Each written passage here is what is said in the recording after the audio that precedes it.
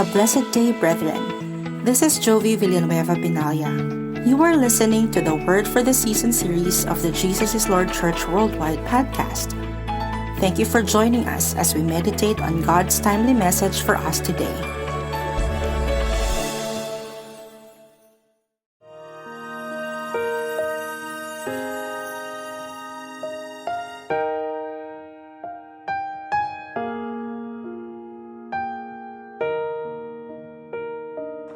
Praise God! Magandang araw po sa lahat po ng mga masugid po nating sumusubaybay dito po sa ating Word for the Season.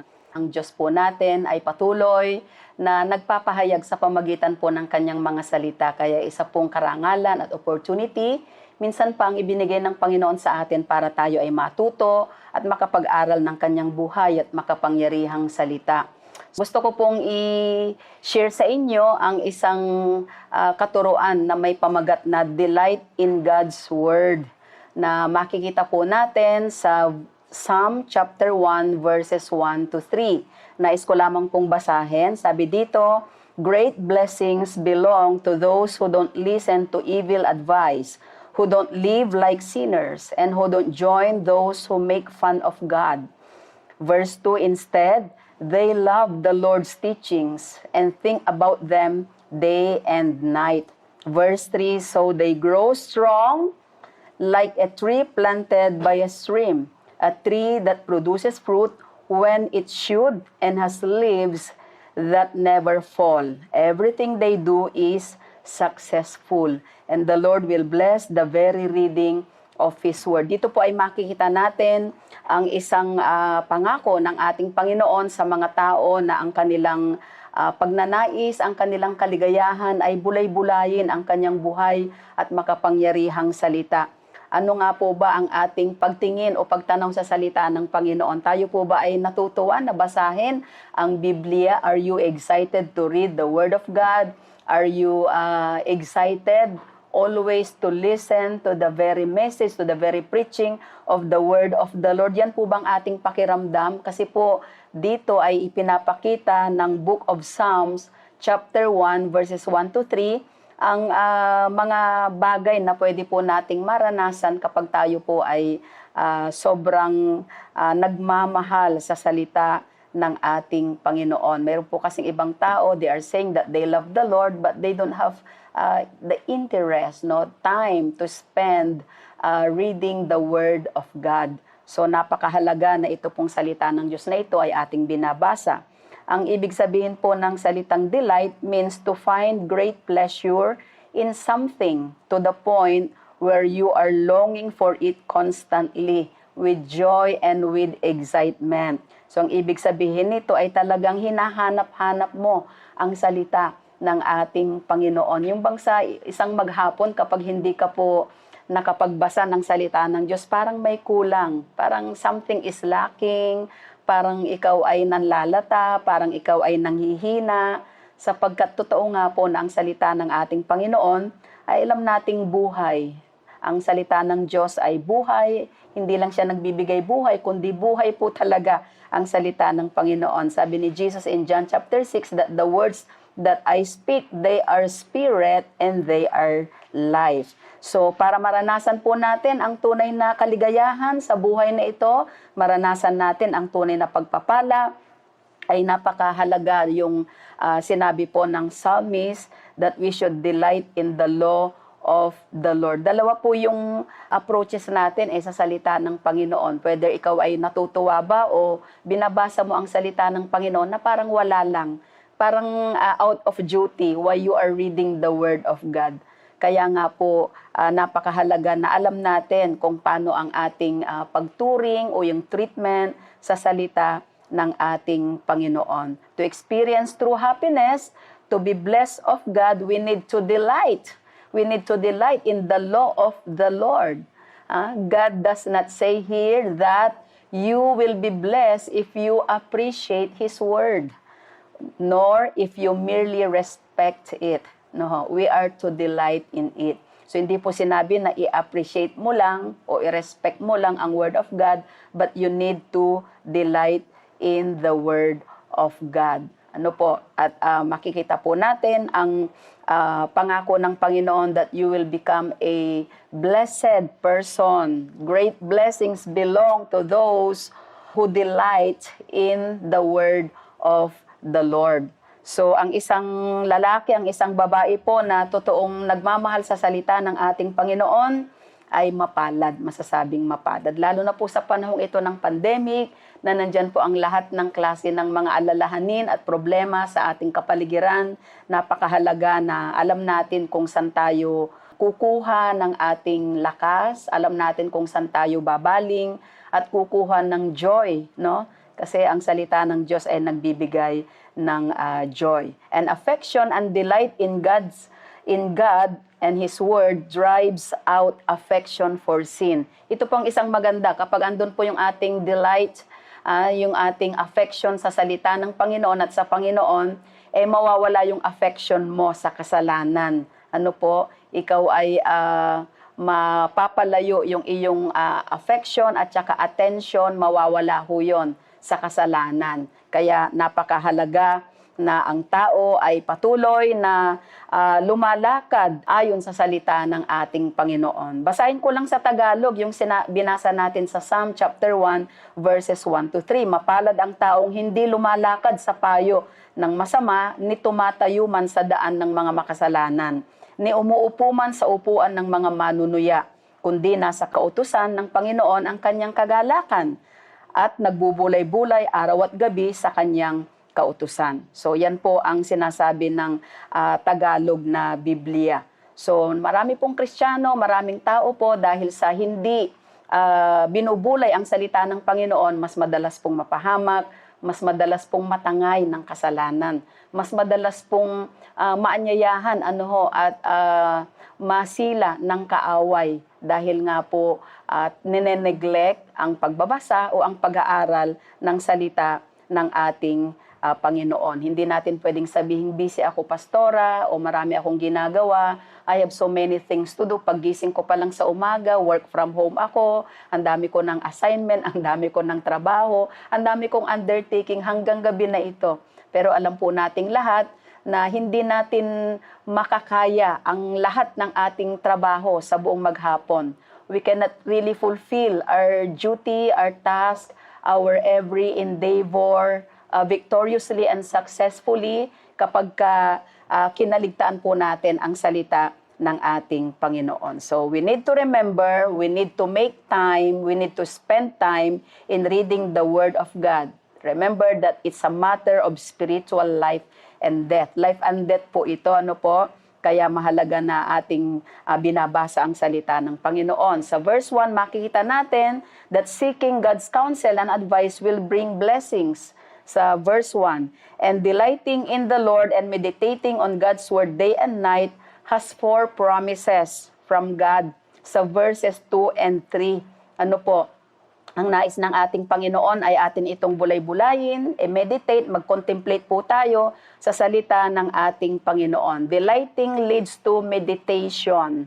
Kapag nagde-delight ka sa Word of God, talagang excited ka na magbasa ng salita ng Panginoon. Di mo mamamalayan ay you're spending so many hours na pala in reading the Word of God. Sabi nga nung iba, nakaka-addict magbasa ng salita ng Panginoon. Ito po siguro yung masasabi kong napakagandang addiction, yung addictive tayo sa pagbabasa ng salita ng Diyos sapagkat ito po ay magbibigay sa atin ng tunay na katagumpayan. So ano yung 4 promises na makikita natin? Number 1, you will grow strong.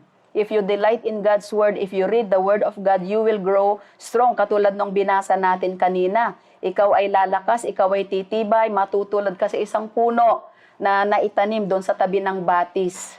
Alam niyo po, ang isang puno na nakatanim sa tabi ng batis, syempre laging nadidiligan yung roots niyan. So lalong lumalalim yung roots. Kaya kapag dumating ang bagyo, dumating ang unos, dumating ang tinatawag na malalakas na hangin, ay hindi basta nabubunot yung puno na iyon. Bakit? Malalim yung pagkakatanim ng puno na iyon sa lupa. Yung kanyang mga ugat ay talagang gumagapang pa dun sa ilalim ng lupa.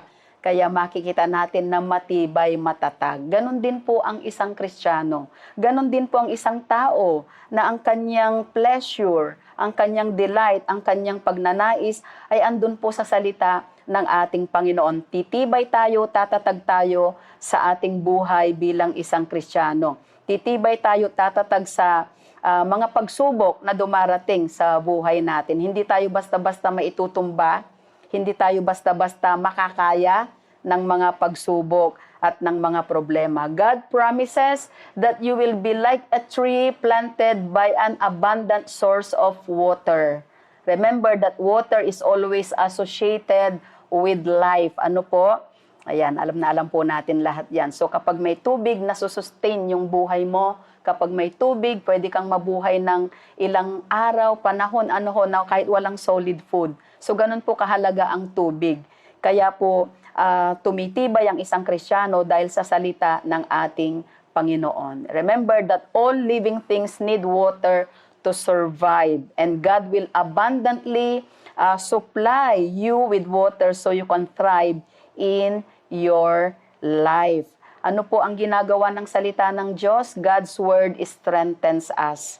When overtaken with inwardness, kapag tayo po ay nakakaranas ng tinatawag na panghihina, hindi naman po kasi talaga araw-araw malakas tayo. May mga panahon na didrain din tayo spiritually. May mga panahon na didrain yung ating strength, yung ating physical strength, mentally na didrain din po tayo. Pero ang salita ng Diyos ang patuloy na magbibigay sa atin ng kalakasan. Ang salita ng Diyos ang patuloy na magpapatibay sa atin. Sa Psalm 119 verses 25 to 29, babasahin ko lang po, I lie here like a dying man. Say the word and I will live again. Di ba? So say the word, sabihin lang ang iyong salita, Panginoon, at ako'y muling lalakas, muling mabubuhay sa isang taong nanghihina. I told you about my life and you answered me. Now teach me your laws. When overtaken with heaviness, kapag tayo din po ay nakakaranas ng tinatawag na mga kabigatan, kanina panghihina, ngayon naman ay mga kabigatan. Ang sabi po ng verse 28, I am sad and tired, say the word and make me strong again. Sa Psalm 119 verse 28, malungkot ka at ikaw ay napapagod, sabihin mo lang ang iyong salita, Panginoon. At tunay nga po na ako ay muling tatatag. And verse 29, don't let me live a lie. Guide me with your teaching. Psalm 119 verse 29. At yung pangatlo po kung paano tayo pinapalakas ng salita ng Panginoon when we are overtaken with sinfulness, the word of God will strengthen us for us to survive, for us to be sustained, and for us to overcome sins in our lives. Maraming pagkakataon na tayo po ay tinutukso, sinusubok, maging ng kaaway, tinutukso ng kaaway. At alam natin na magiging matatag tayo dahil sa salita ng Panginoon. Pangalawa, you will produce fruit. Tayo po ay magiging mabunga. Tayo po ay magtatagumpay. Tayo po ay lahat ng gagawin natin ay makatitiyak tayo na ito po ay magkakaroon ng maayos na resulta. Siguro tayo po ay nagtatrabaho, we are so busy doing our job, our work every day, pero minsan pakiramdam natin parang tayo po ay parang hindi tayo ganun ka-productive. Hindi tayo ganun kabunga sa mga bagay na ginagawa natin. In John chapter 15 verse 3, it says here, you have already been prepared to produce more fruit by the teaching I have given you. So kayo ay naihanda na, kayo ay pwede na magbunga, magkaroon ng maraming bunga sa pamagitan ng katuruan, sa pamagitan ng salita na aking ibinigay sa inyo. Sabi ng John 15:2a, every branch in me that does not bear fruit, He takes away. Jesus said, yung lahat ng sanga na hindi nagbubunga, ito'y tinatanggal, inaalis ng Panginoon. Pero ang sabi dito sa John chapter 15 verse 8, show that you are my followers by producing much fruit. This will bring honor to my Father. So kapag tayo po ay nagbubunga, natutuwa ang Diyos at tayo ay nakapagbibigay ng kalugudan at kaluwalhatian sa ating Diyos Ama. Sa pamagitan ng pag-a-abide, by abiding in the Word of God. Apart from God, we are nothing and we can do nothing. If we do not abide in God and in His Word, tayo po ay masisira, tayo po ay malalanta. At ang pangatlo po, you will not wither. Hindi kayo masisira, hindi kayo mapapahamak, hindi kayo malalanta. Dahil ang isang puno na nakatanim sa tabi ng batis, ang kanyang dahon ay mananatiling green, mananatiling luntian, parang fresh na fresh. Di po ba ang sarap pong pumunta sa isang lugar na maraming puno, na maraming green kang makikita, nakaka-refresh po yon.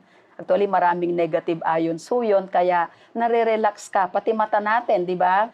Kapag sobrang pagod na yung mata mo, tumingin ka lang sa mga maberde na mga kulay, lalo na dahon, sariwa, at talagang nare-refresh, nare-relax ang mind mo, nare-relax pati mata mo. Hindi lang po isang parang refreshing or relaxing po ang salita ng Diyos, kundi ito po ay nagbibigay talaga ng kalakasan at sinusustain niya ang ating mga buhay. Sabi ng Psalm 37:19, in times of disaster, they will not wither. In times of famine, they will enjoy plenty. Sino yung they na binabanggit dito? The blameless, those who delight in the word of the Lord. Yung mga tao na talaga pong nagmamahal sa salita ng Panginoon. At ang ikaapat at ang huli, you will be successful. Lahat ng gagawin ng isang taong ang kanyang buhay ay nakasandig sa salita ng Panginoon, ang kanyang buhay ay founded, established sa Word of God, whatever he does, he will become successful. Ano man ang kanyang ginagawa, siya ay magtatagumpay. God will give him success. God will give him victory. God promises good success and a prosperous way.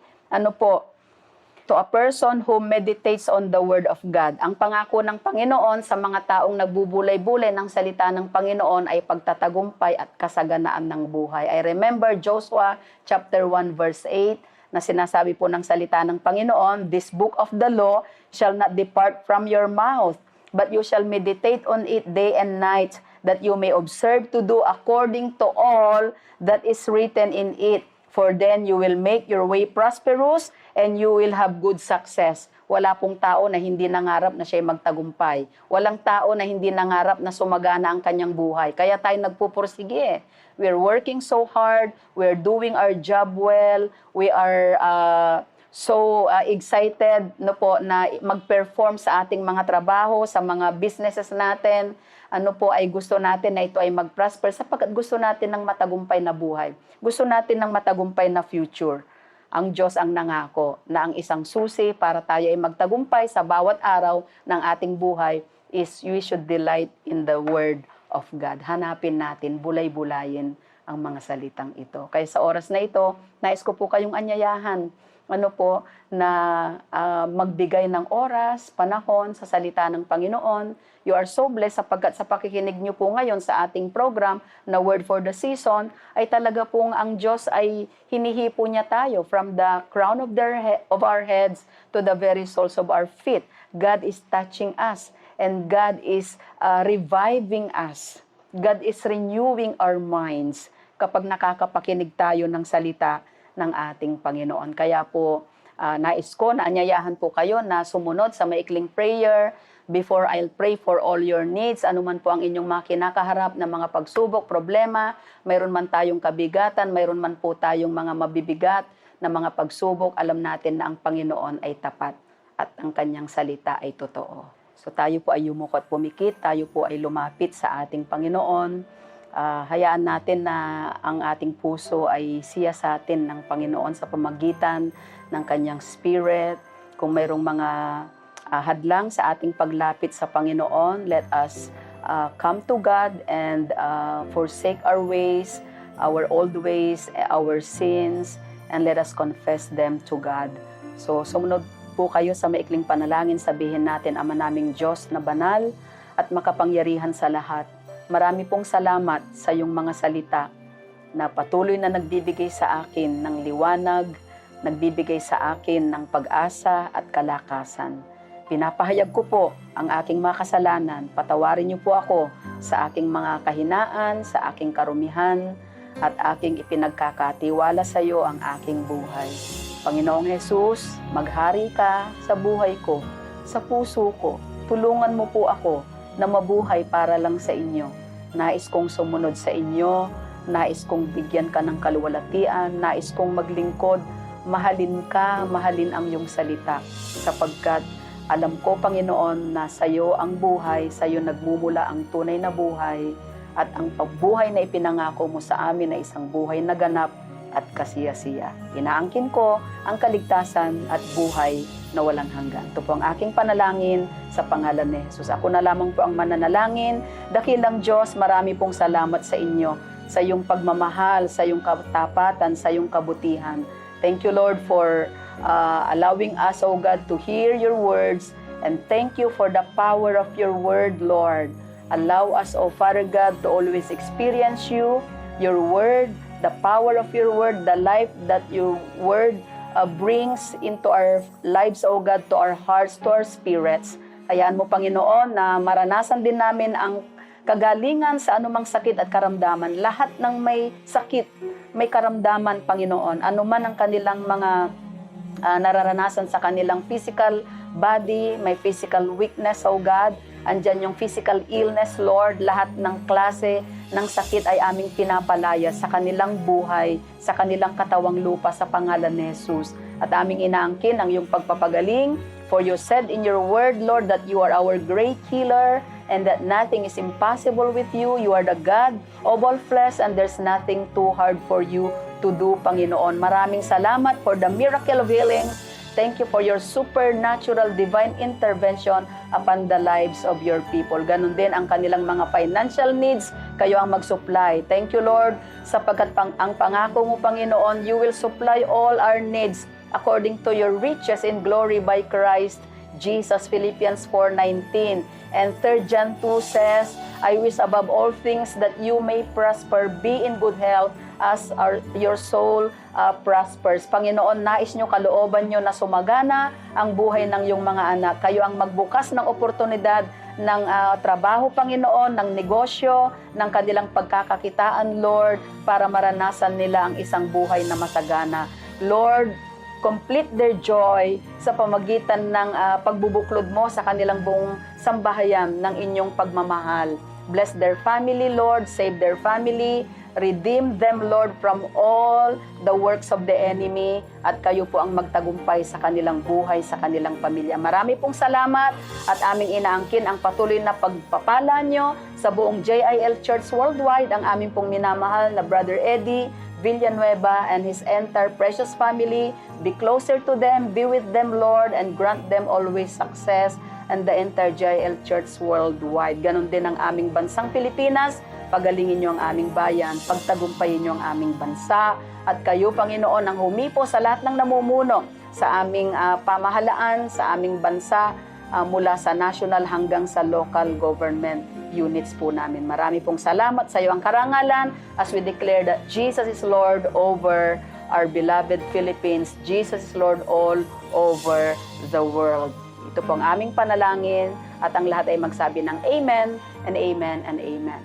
So marami pong salamat sa inyong lahat. Magandang araw po. Pagpalain po tayo ng ating Panginoon.